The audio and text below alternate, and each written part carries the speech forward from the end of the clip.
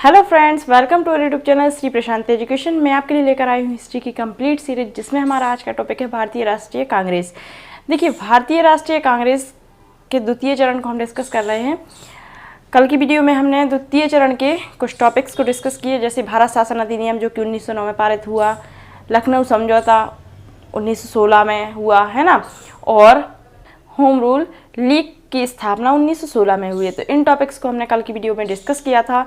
जिसने भी कल की वीडियो नहीं देखी है उसकी लिंक डिस्क्रिप्शन में है, आप डिस्क्रिप्शन पर जाकर लिंक पर क्लिक करके वीडियो को देख सकते हैं। और हाँ, वीडियो को शेयर और चैनल को सब्सक्राइब करना ना भूलें। तो चलिए वीडियो को कंटिन्यू करते हैं। आज का टॉपिक देखिए, आज हम द्वितीय चरण के जो लास्ट टॉपिक बचे हैं उनको हम डिस्कस करेंगे, जैसे रॉलेट एक्ट। सबसे पहले हम रॉलेट एक्ट को डिस्कस करेंगे।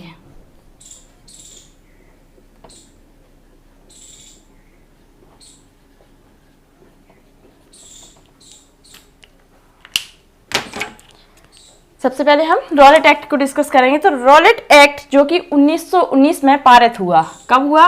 1919 में पारित हुआ है ना।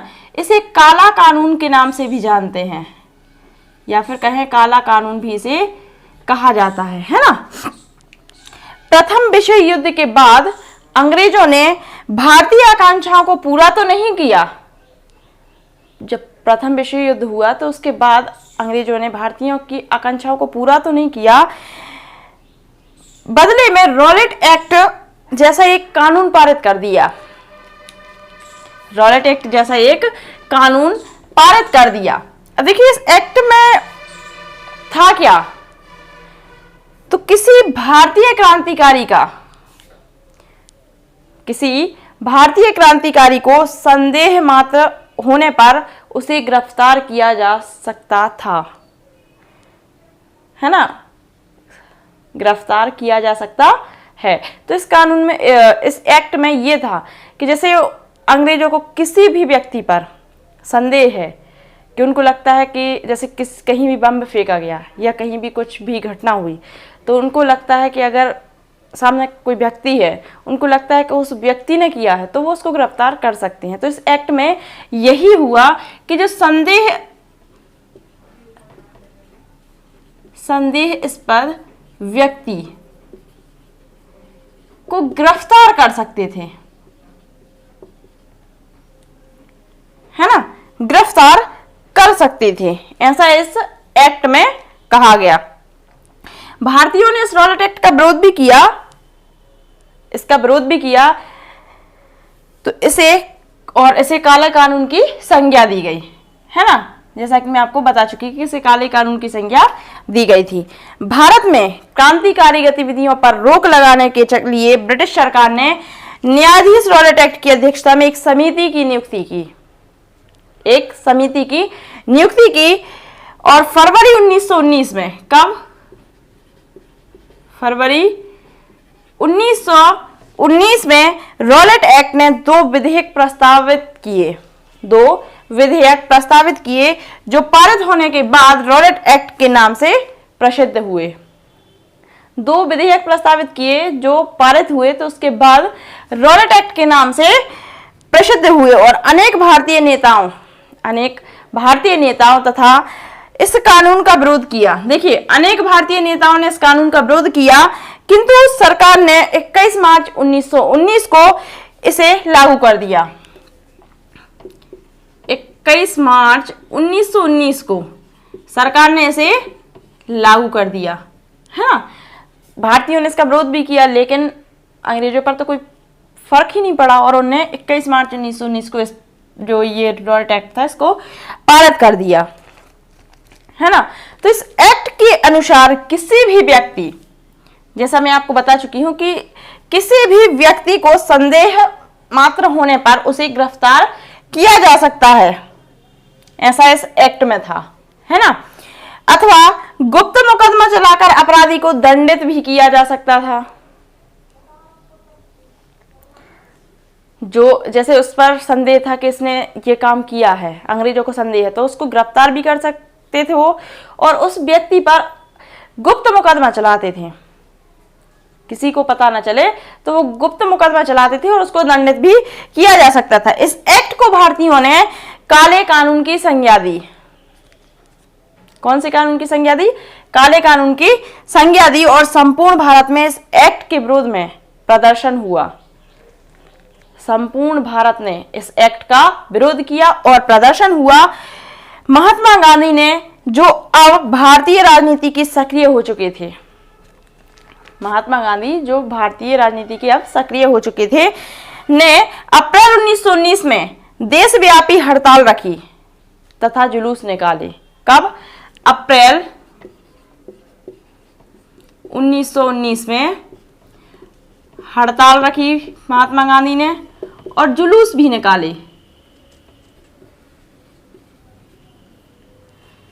है ना। 1919 अप्रैल 1919 में हड़ताल भी रखी और जुलूस भी निकाले। दिल्ली में स्वामी श्रद्धानंद ने, किसने? दिल्ली में स्वामी श्रद्धानंद ने जुलूस का नेतृत्व किया। देखिए, दिल्ली में स्वामी श्रद्धानंद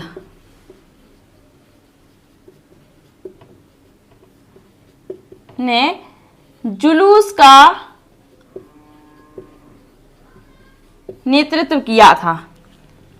दिल्ली रेलवे स्टेशन के निकट अंग्रेजों ने जुलूस पर गोली चला दी थी। देखिए, ये जो जुलूस निकाला गया था उस पर दिल्ली में रेलवे स्टेशन के निकट अंग्रेजों ने इस जुलूस पर गोली चला दी और उसमें कुछ लोग घायल भी हुए थे। तो 5 व्यक्तियों की घायल नहीं, मृत्यु हो गई थी। इस जुलूस में 5 व्यक्तियों की मृत्यु हो गई थी और लाहौर तथा पंजाब में उपद्रव हुए। लाहौर और पंजाब में दुर्घटनाएं भी हुई थी कुछ। तो स्वामी श्रद्धानंद एवं पंजाब के नेता, स्वामी श्रद्धानंद और पंजाब के नेता डॉक्टर सत्यपाल के कहने पर गांधी जी ने दिल्ली की ओर प्रस्थान किया था। देखिए, स्वामी श्रद्धानंद और डॉक्टर सत्यपाल के कहने पर गांधी जी ने दिल्ली प्रस्थान किया। पलवल में गांधी जी को ब्रिटिश सरकार ने गिरफ्तार कर बंबई भेज दिया। गांधी जी को कहां? पलवल में।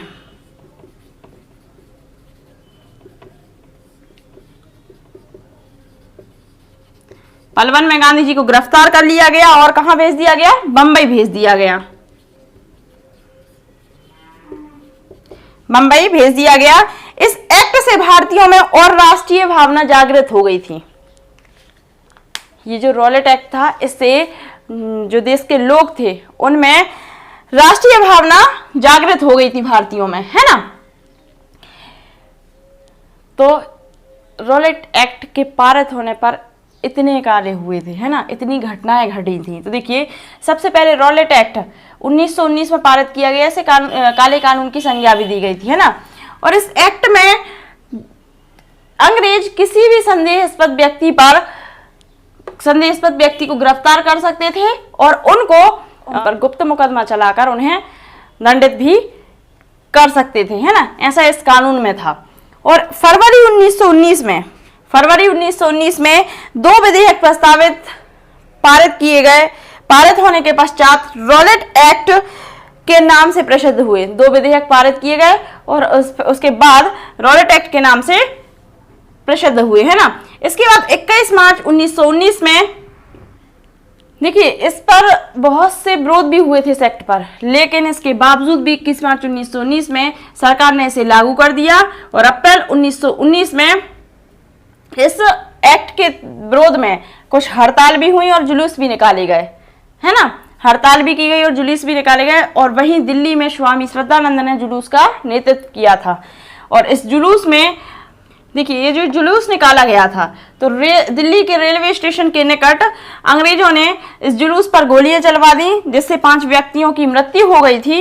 और इसके बाद स्वामी श्रद्धानंद और डॉक्टर सत्यपाल के कहने पर गांधी जी ने दिल्ली की ओर प्रस्थान किया था। किसके कहने पर? स्वामी श्रद्धानंद और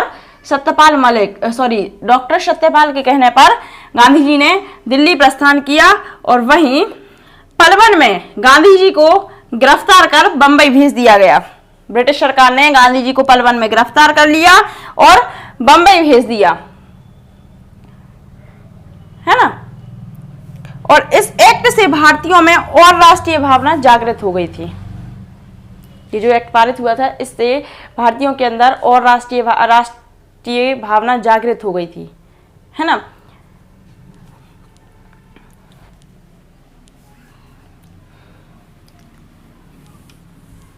तो रॉलेट एक्ट कब पारित हुआ? 1919 में पारित हुआ।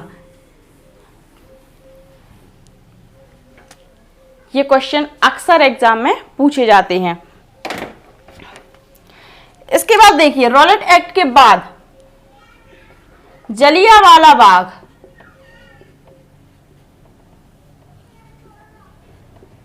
जलियांवाला बाग हत्याकांड कब हुआ? 1919 में, है ना। रॉलेट एक्ट के बाद जलियांवाला बाग हत्याकांड हुआ। बस जलियांवाला बाग में हुआ क्या था? तो देखिए, महात्मा गांधी की गिरफ्तारी से जनता में और अधिक उत्तेजना फैल गई थी। जब महात्मा गांधी को गिरफ्तार किया गया ब्रिटिश सरकार के द्वारा, तो जनता में और ज्यादा उत्तेजना फैल गई थी और अंग्रेजी सरकार ने भारतीयों के विद्रोह को दबाने के उद्देश्य से अमृतसर के दो प्रसिद्ध नेता, भारतीयों के विद्रोह को दबाने के उद्देश्य से अमृतसर के दो प्रसिद्ध नेता डॉक्टर केचलू और डॉक्टर सत्यपाल को गिरफ्तार कर अज्ञात स्थान पर भेज दिया गया। देखिए, डॉक्टर केचलू और डॉक्टर सत्यपाल को गिरफ्तार कर लिया गया और अज्ञात स्थान पर भेज दिया गया, है ना।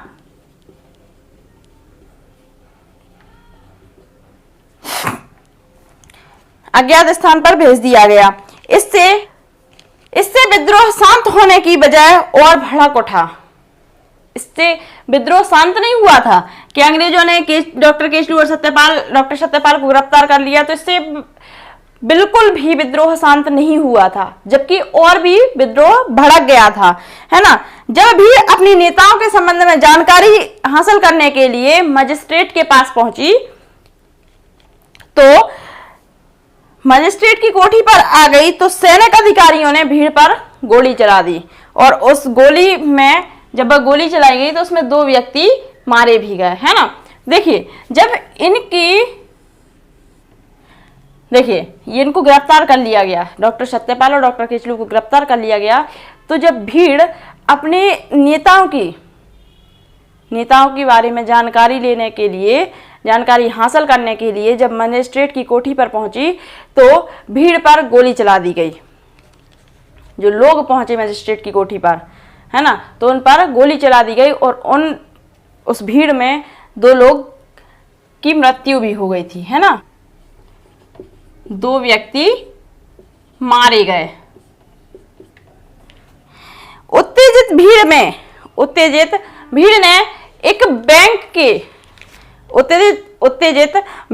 एक बैंक में आग लगाकर वहां के अंग्रेज मैनेजर की हत्या कर दी, क्योंकि भीड़ बहुत ज्यादा आक्रोशित थी, क्योंकि उनके जो नेता थे उनको गिरफ्तार कर लिया गया था, है ना। और जब गिरफ्तार करने के बाद जब वो अपने नेताओं की जानकारी हासिल करने के लिए मजिस्ट्रेट के पास पहुंचे तो उन पर गोली चला दी गई और उनमें से दो लोगों की मृत्यु भी हो गई थी, है ना।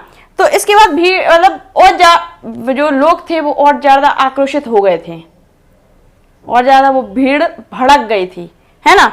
तो उत्तेजित भीड़ ने एक बैंक में आग लगा दी और उसमें जो अंग्रेज मैनेजर थे उसकी हत्या कर दी। 10 अप्रैल 1919 को, देखिए 10 अप्रैल 1919 को अमृतसर का शासन सैनिक अधिकारियों को सौंप दिया गया। 10 अप्रैल 1919 को अमृतसर का शासन किसके हाथों में दे दिया गया? सैनिक अधिकारियों के हाथों में दे दिया गया, है ना। उसके बाद 13 अप्रैल बैसाखी के दिन 13 अप्रैल वैशाखी के दिन अमृतसर के जलियांवाला बाग में भारतीयों द्वारा एक आम सभा का आयोजन किया गया था। 13 अप्रैल को अमृतसर का जो जलियांवाला बाग था उसमें एक आम सभा का आयोजन किया गया।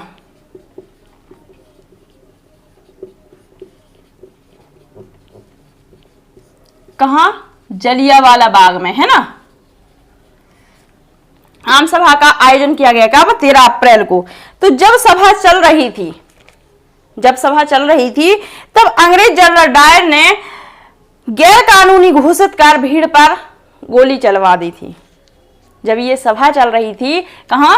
जलियांवाला बाग में। कब? 13 अप्रैल को एक आम सभा चल रही थी। तब इस सभा चल रही थी, जब ये सभा, तो इसको गैर कानूनी घोषित कर जनरल ओडायर ने गोली चलवा दी थी। इस सभा को कोई चेतावनी नहीं दी थी, जनरल डायर के द्वारा कोई चेतावनी नहीं दी गई थी, उन पर डायरेक्ट गोली चला दी गई थी।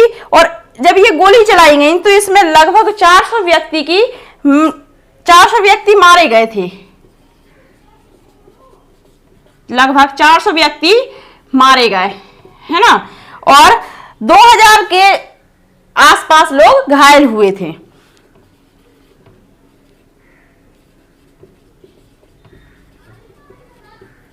दो 2000 के आसपास व्यक्ति घायल हुए थे, किंतु वास्तव में मरने वालों की संख्या इतनी नहीं थी। लगभग 400 बता दी, तो वास्तव में मरने वालों की संख्या इतनी नहीं थी, है ना। मरने वालों और घायलों की संख्या इतनी नहीं थी, जबकि इससे कई अधिक थी। इस सभा में जो लोग मरे थे, जो घायल हुए थे, उनकी संख्या इतनी नहीं थी, जबकि इससे कई अधिक थी इनकी संख्या। तो भारतीय इतिहास में यह घटना जलियांवाला बाग हत्याकांड के नाम से प्रख्यात हुई, है ना। और इस घटना में अंग्रेज और भारतीयों के बीच वैमनस्यता और अधिक बढ़ गई। मतलब भारतीय और अंग्रेजों के बीच में जो नफरत की दीवार थी वो और ज्यादा बढ़ गई थी, है ना। उनमें भारतीयों के अंदर और ज्यादा आक्रोशित हो गए थे भारतीय अंग्रेजों के प्रति, तो उनमें नफरत की भावना और ज्यादा बढ़ गई थी, है ना। और इस घटना का संपूर्ण भारत पर असर पड़ा था। ये जो जलियांवाला बाग हत्याकांड की घटना हुई थी, इस पर संपूर्ण भारत पर असर पड़ा था। तो देखिए, जलियांवाला बाग हत्याकांड कब हुआ? 1919 में हुआ, है ना। डॉक्टर महात्मा गांधी की गिरफ्तारी में जनता में और अधिक उत्तेजित हो गए थे, है ना। उत्तेजना फैल गई थी। अंग्रेजी सरकार ने भारतीयों के विद्रोह को दबाने के लिए, जो भारतीय विद्रोह हो रहा था उसको दबाने के लिए, उन्होंने डॉक्टर केचलू और डॉक्टर सत्यपाल को गिरफ्तार कर लिया और अज्ञात स्थान पर भेज दिया, है ना। लेकिन इससे अंग्रेजों ने सोचा कि इससे जो विद्रोह हो रहा था वो दब जाएगा, लेकिन दबा नहीं था, और ज्यादा भड़क गया था। जो भारतीय थे और ज्यादा भड़क गए थे वो भारतीय थे। जो देखिए, जो लोग थे, जो विद्रोह हो रहा था उसमें जो लोग थे, उनकी भीड़ थी, जो क्योंकि बहुत सारे लोग थे, है ना। तो जब उन्होंने अपने नेताओं की जानकारी हासिल करने के लिए वो मजिस्ट्रेट की कोठी पर पहुंचे, तो उन पर गोलियां चला दी गई। और जब गोलियां चलाई गई तो उनमें 2 व्यक्ति मारे गए थे, है ना। इसके बाद 10 अप्रैल 1919 को अमृतसर का शासन था उसको सैनिक अधिकारियों को सौंप दिया गया था, है ना। इसके बाद 13 अप्रैल को एक आम सभा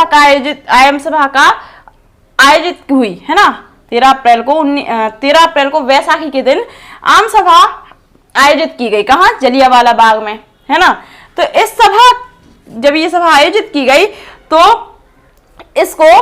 इस सभा को जनरल डायर के द्वारा गैर कानूनी घोषित कर दिया गया और इनको बिना चेतावनी दिए, कोई चेतावनी नहीं दी गई, और बिना चेतावनी दिए इन पर गोलियां चलवा दी गई, है ना। और जो उनके एक रास्ता था जहां से लोग निकल सकते थे, उसको भी जनरल ओडायर के द्वारा बंद करवा दिया गया ताकि लोग वहां से निकल ना सके, है ना। और उन पर गोलियां चलवा दी। तो इस जो गोलियां चलाई गई थी उसमें लगभग 400 व्यक्ति मारे गए थे और 2000 के आसपास व्यक्ति घायल हुए थे। जबकि ये जो आंकड़ा दिया गया ये तो था ही नहीं, इससे कई अधिक लोग घायल हुए थे और कई अधिक लोग मारे गए थे, है ना। भारतीय इतिहास में इस घटना ये जो घटना हुई थी भारतीय इतिहास में, इसको जलियांवाला बाग हत्याकांड के नाम से ये घटना प्रख्यात हुई। और इस घटना से अंग्रेज और भारतीयों के बीच में वैमनता अधिक बढ़ गई थी, है ना। उनके बीच में नफरत और ज्यादा बढ़ गई थी और इस घटना का संपूर्ण असर किस पर पड़ा था? भारतीयों पर पड़ा था। ये जो घटना हुई थी जलियांवाला बाग की घटना, तो इसका संपूर्ण असर भारत पर पड़ा था, भारत के लोगों पर पड़ा था, अंग्रेजों पर नहीं पड़ा था, केवल भारत और भारत के लोगों पर ये असर पड़ा था, है ना। तो आज हमने जलियांवाला बाग हत्याकांड को डिस्कस किया, रॉलेट एक्ट को डिस्कस किया कि रॉलेट एक्ट कब पारित हुआ, है ना, और उस एक्ट में था क्या, इसको भी हमने डिस्कस किया। और जलियांवाला बाग को भी हमने डिस्कस किया, ये 1919 में पारित हुआ। ये जो जलियांवाला बाग हत्याकांड हुई ये कब हुआ? 1919 में, है ना। तो आज द्वितीय चरण उग्रवादी युग समाप्त हुआ। प्रथम चरण, है ना, उदारवादी युग, और द्वितीय चरण उग्रवादी युग को हमने डिस्कस किया। तो आज की वीडियो में बस इतना ही। अगर आपको वीडियो पसंद आई हो तो वीडियो को लाइक करें, चैनल को सब्सक्राइब करें, बेल आइकन को प्रेस करना ना भूलें ताकि आने वाला नोटिफिकेशन आपको मिलता रहे, और वीडियो को अधिक से अधिक शेयर करें।